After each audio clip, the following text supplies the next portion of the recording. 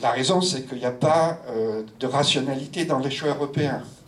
Et il y a cette politique basée sur les objectifs renouvelables, c'est que des critères politiques, il n'y a aucun critère économique. On ignore les autres technologies bas carbone, puisque l'objectif, c'est tout de même la neutralité carbone. Il n'y a aucun rôle pour le prix du carbone, pour la comparaison des coûts marginaux de réduction des émissions par mesure, etc.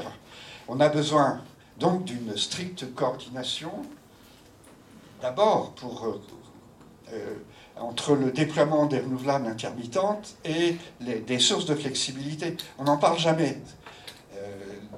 On ne veut pas donner aux États membres la légitimité d'avoir une fonction de planification, alors que là, on en aurait besoin sur le besoin de coordination renouvelable, flexibilité. Mais plus encore, il faut s'extraire d'un mode de gouvernance piloté par Bruxelles qui aboutit à des choix irrationnels, j'allais dire aberrants, soyons polis. Alors, il y aurait une entité publique spéciale qui serait chargée de conseiller le gouvernement, avec des larges compétences en modélisation de systèmes complexes. Alors, dans un premier temps, quand je l'avais mis, cette fonction de planification chez l'acheteur central, les gars de RTE n'étaient pas contents. Et alors, pour essayer que mes idées percolent, ça a été une des justifications pour lesquelles il faudrait une agence de planification énergétique.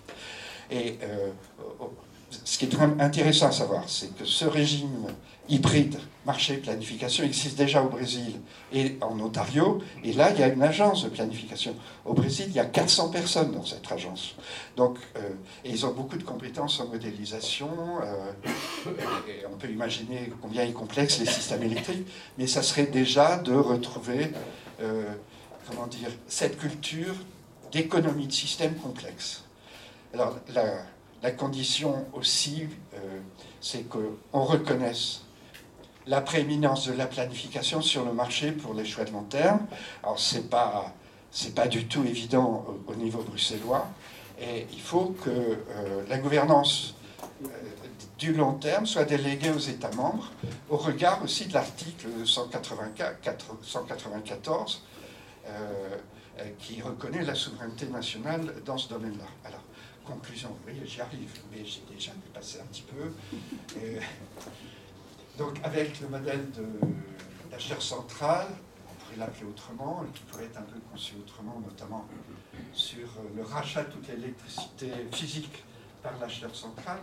Là, il y a eu, on appelle ça des non-papers, un papier de proposition fait par les économistes d'EDF où ils mettaient... il reprenait un peu le schéma britannique où il y a la compagnie Low Carbon Contract Company qui gère tous les contrats pour différence. Et après, elle redonne les surplus actuels aux fournisseurs qui peuvent lisser leur prix. Donc, ce qui est important, c'est l'esprit qui est derrière, c'est-à-dire d'essayer d'avoir des coûts de long terme pour les prix de vente. Alors, il y a une évidente compatibilité au départ avec les règles européennes, puisque j'ai la concurrence de gros et j'ai la concurrence entre fournisseurs. Je garde l'intégration des systèmes par les marchés, mais j'ai deux problèmes avec certaines de ces règles. L'un, c'est qu'on déconnecte les prix de détail des prix de gros, et il y a l'article 5 sur la concurrence de détail qui impose qu'il n'y ait jamais cette déconnexion. Il faut, sauf dans des situations exceptionnelles et pour les consommateurs pauvres. Et deux, ce modèle n'est pas compatible avec aussi les possibilités de revente de l'électricité par le central buyer aux gros consommateurs des autres pays.